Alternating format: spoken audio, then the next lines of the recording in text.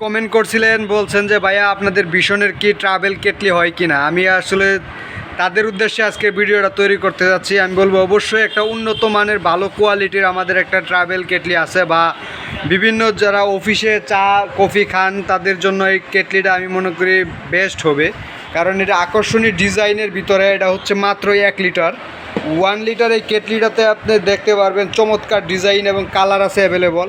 এটার ভিতরে red colour আছে, হোয়াইট কালার আছে, ব্ল্যাক কালার আছে এবং নেভি ব্লু কালার আছে। আপনারা চাইলে অ্যাভেলেবল এই কালারগুলো নিতে পারেন, সংগ্রহ করতে পারেন।